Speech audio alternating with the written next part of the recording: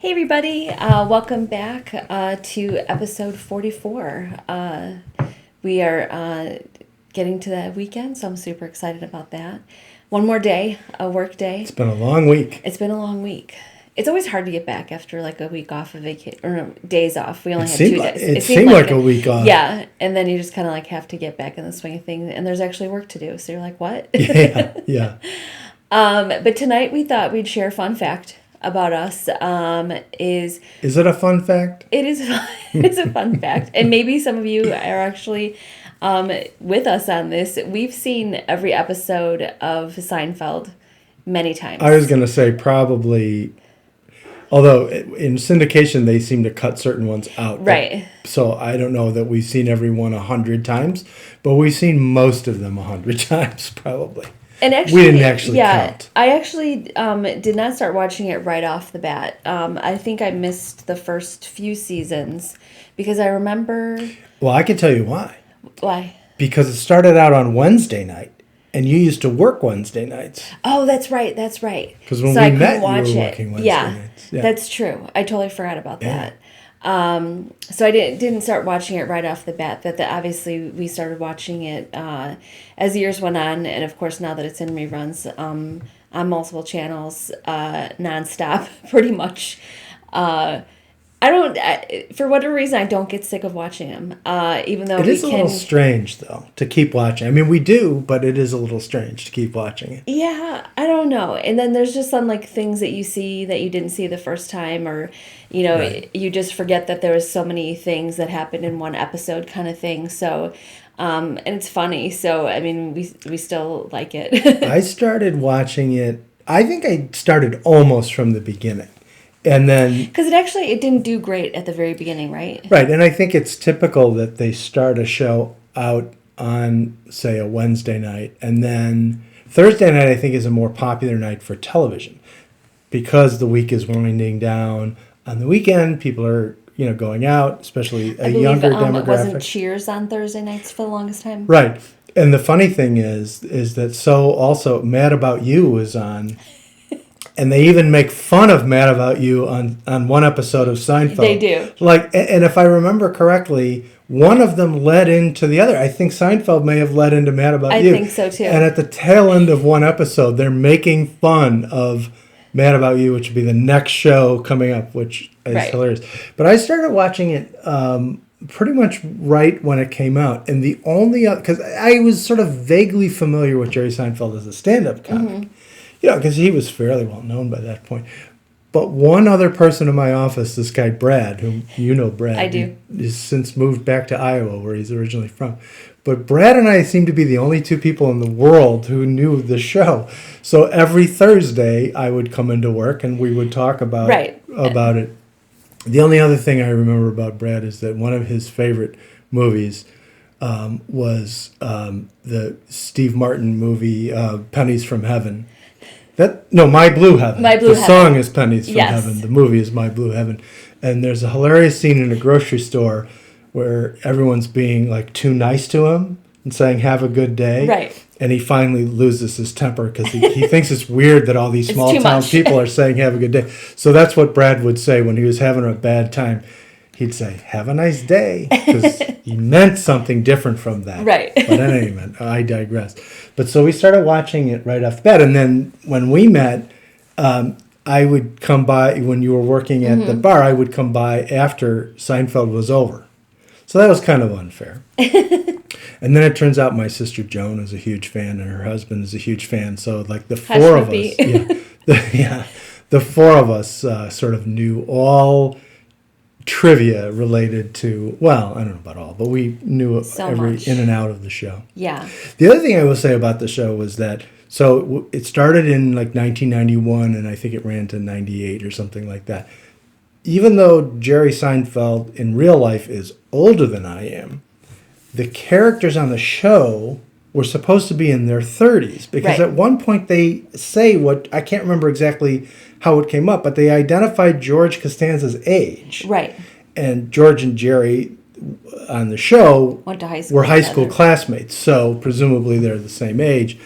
And so what's funny about it to me is that So they were essentially, like my age group, even though in real life he's older than me. Right.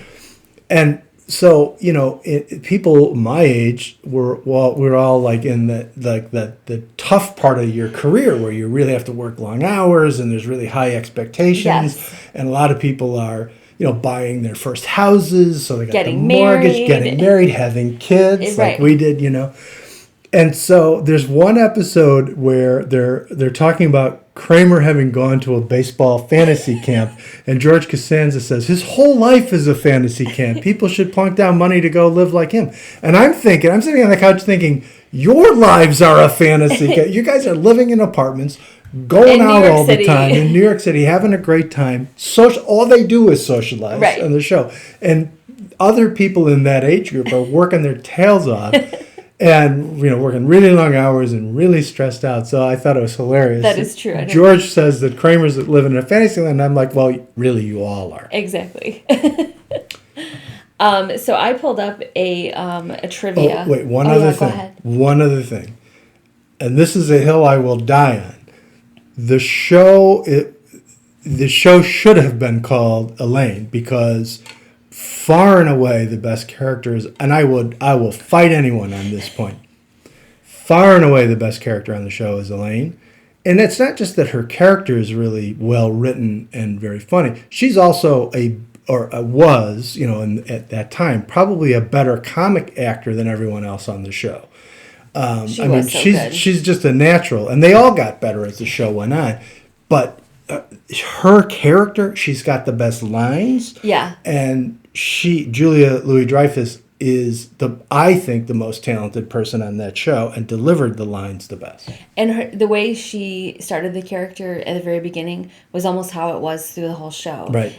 Jerry was kind of like rough on the edges. Same with George He a little bit. He couldn't act to say. He didn't have to act though. He didn't. All he had to do was kind of stand there and deliver the occasional wisecrack. Where Jason Alexander was a real actor. He'd been in movies before that. Julia Louis-Dreyfus had a career before that. Michael Richards, he was on a show called Fridays, right, which was like a sketch comedy show, kind of like Saturday Night Live, but it never really caught on. And he always played these kind of creepy characters. Yeah. And that's how he played Kramer to start, is this sort of creepy character. He got much better over the course of the show. Definitely much better. But early on, Jason Alexander and Julia Louis-Dreyfus were so far, head and shoulders above everybody else on the show. I agree with that. But even then, I know everybody loves the character of George Costanza. Everybody loves the character of Kramer. But I say absolutely the best character on the show is Elaine. All right. And really remarkably well written for a supporting role for a woman in that time period. Definitely. And fun fact about her is her father is a billionaire. But that kind of ruins it, though. I'd rather think that she started out as the struggling actor. Exactly, but she went into it. That's how she was like that's her thing because she could have not worked probably had of. But I like to think of her as just someone who was very talented, not somebody who had that kind of a privileged life. That's true. It kind of takes away from it anyway. But she was the best on the show. So there's all sorts of trivia for Seinfeld online. I picked one randomly. I have not looked at the answers, and there's multiple choice, and so we can see. And actually, I just glanced at the first one. I don't think I know the answer. Okay, but I think you will. Okay, so what Manhattan neighborhood did Jerry reside in? Is it the Lower East Side? I'll tell you what my guess is, and then you can say what yours is. Lower East Side, Upper East Side, Upper West Side, or Soho? Is it the Lower East Side? Nope, Upper West Side. Now, where would a young lady you are correct. on the Upper West Side yes. meet a matador? No, I didn't say it that way, but that's where Enrico Carroccio. Yeah. Where, pray tell, on the Upper West Side would a young woman meet a matador? I think I know this too, but I'm not sure.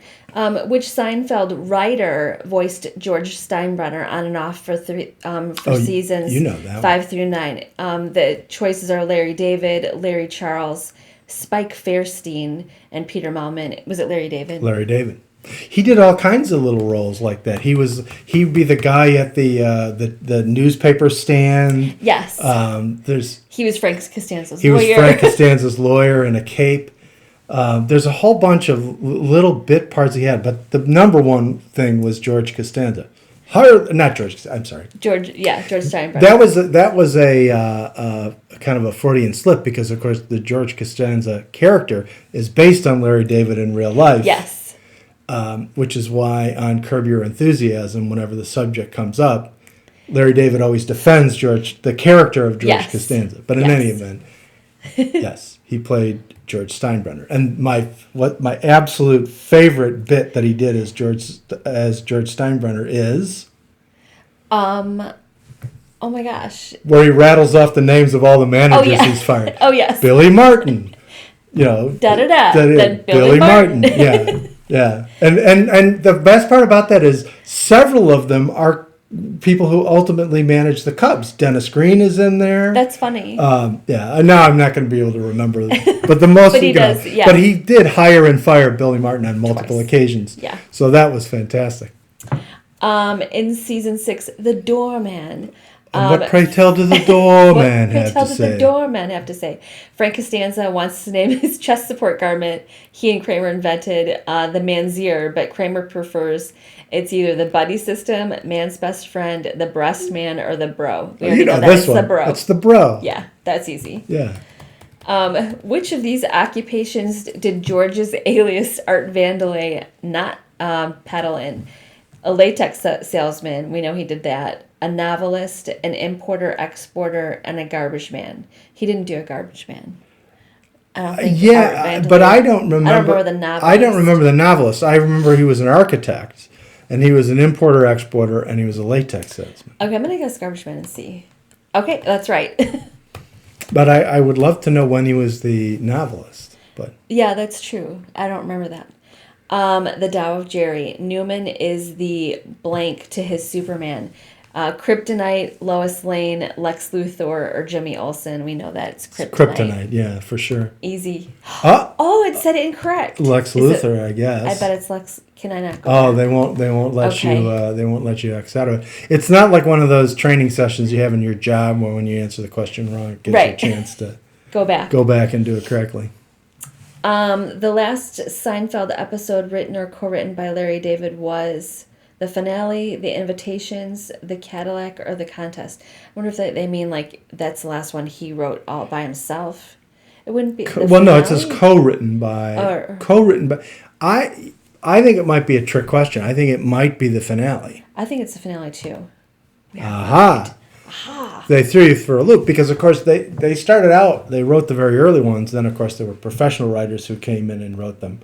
Right. But it occurred to me that he probably was involved in writing the finale. And we'll get this one. In later seasons, Kramer frequently sought the counsel of an attorney who parodied which member of O.J. Simpson's defense team, Robert Kardashian, Alan Dershowitz, F. Lee Bailey, or Johnny Cochran. It's Johnny Cochran. Johnny Cochran, who sadly passed away. Fun fact about Johnny Cochran, not long after that case, he had a law firm out in Los Angeles. He became partners with a very well-known Chicago lawyer. I think it was, now I may be wrong about this, I think it was Eugene Pincham, who had also been a judge and an appellate court judge. But he was essentially opening an office in Chicago by partnering with a Chicago lawyer, and then sadly passed away. Yeah, I forgot that it was so soon after that happened. Whatever you may think about the verdict, which of course was highly controversial, Johnny Cochran was a fantastic lawyer. Yeah. I'm just going to say it, whether you like it or not, those are the facts. We're definitely going to get this one because we just saw this. Elaine's preferred big salad is, per her illustration, like a salad, only bigger with more of everything, with more ingredients, like a big salad with lots of stuff in it. It's with lots of stuff in it. Yeah, I was gonna say. That's when she. Although I almost fell for the first one. When she gets a big salad at the diner that they go to a different diner because George as on the outs with like a waitress or something like that, and they go and they're like, do they have a big salad? Oh, that's the one. That's the one who we think plays two different roles. Yes. George thinks that he's going out on a date with her, but in fact they go for a walk in the park, and then in the midst of the walk, she says that she mentions has a a watch. boyfriend loves watches. That's Yes. right, has a watch collection.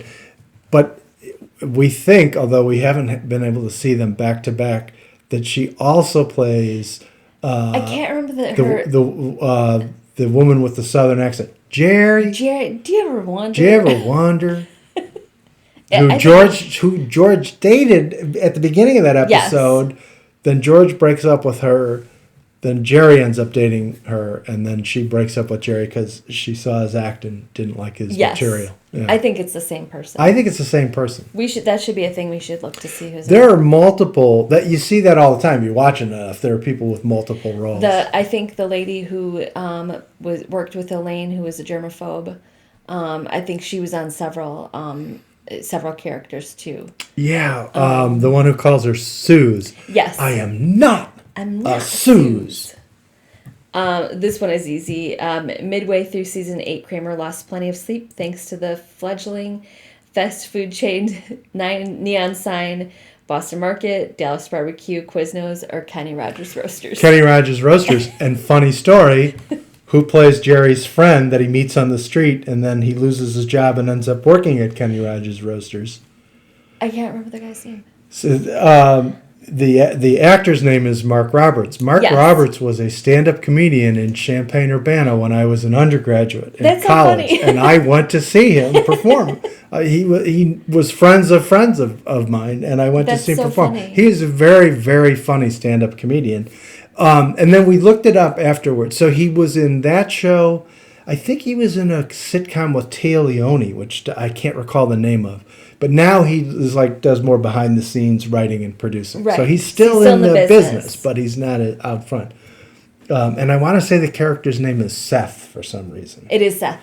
But it's Mark Roberts, and I don't know whether he was originally from Champaign-Urbana. He was not going to college. He was a guy who just lived there. That's funny. But he was a stand-up comic. I guess that's a good gig if you can, make money doing that. And he was very starting funny. Out. Very funny. So this question I think we'll get to. This future primetime TV star landed an early role as a neo-Nazi in season 3's The Limo. Is it Matthew Fox, Matthew Perry, Josh Charles, or Peter Krause? It's Peter Krause. Well, and it couldn't be Matthew. I was thinking Michael J. Fox. Yeah. Never mind. Pay no. We'll edit that out. As David Letterman used to always say.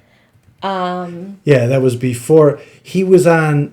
Peter Krause was on, he's obviously on 6 Feet Under, right. And he's done things since then. Another good series. But he was also on that show about the sports writers. What was it called? Like Sports Night or something like that? I think it is Sports Night. It didn't last very long. It was a good show, but it didn't last very long. It was too sort of witty and offbeat.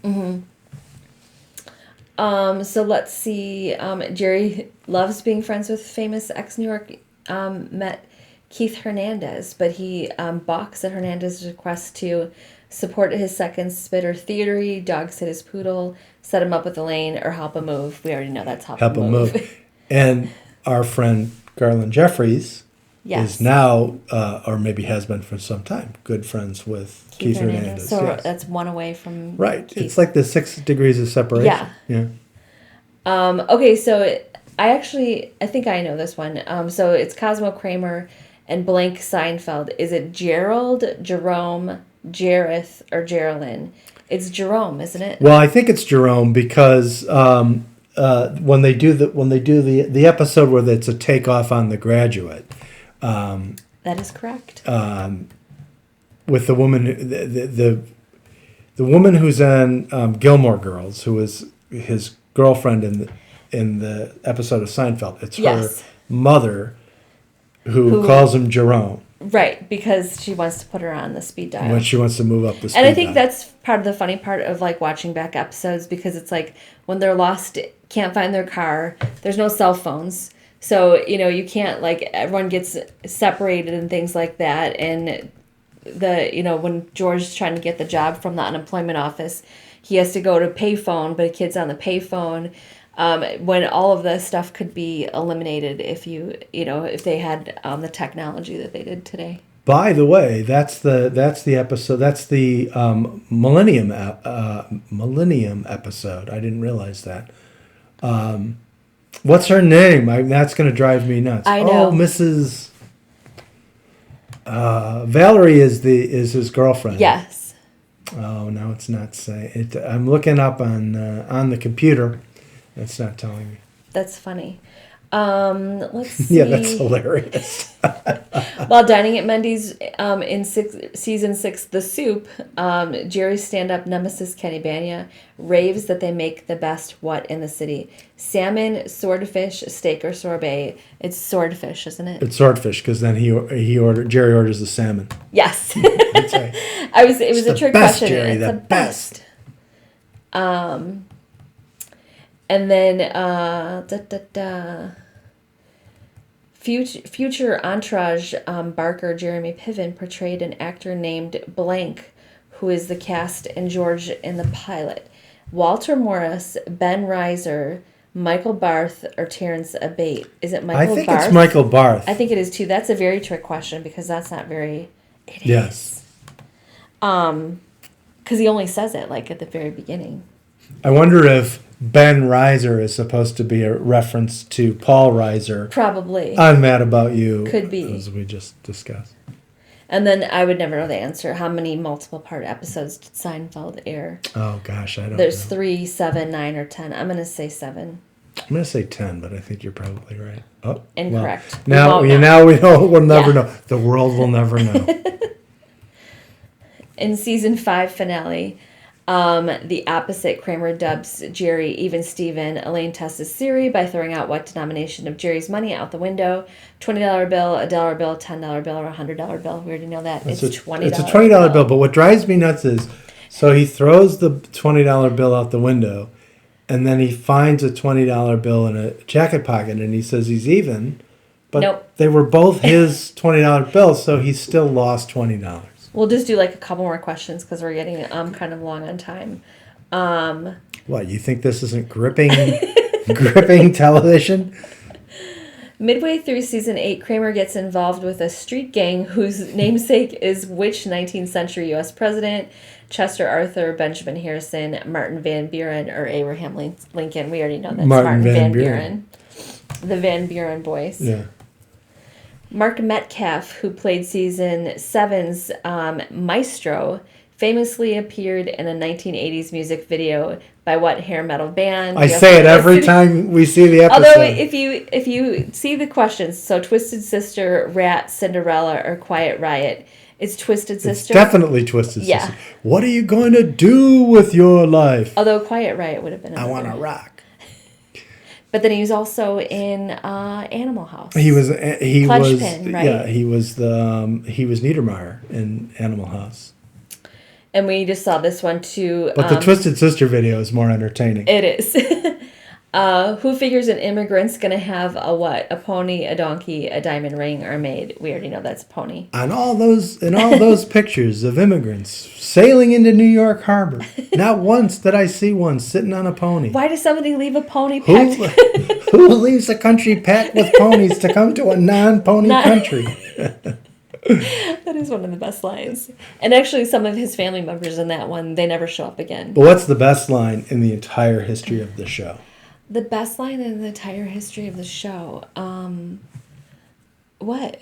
The sea was angry that day, my friends. Yes. Like an old man trying to send back soup at a deli.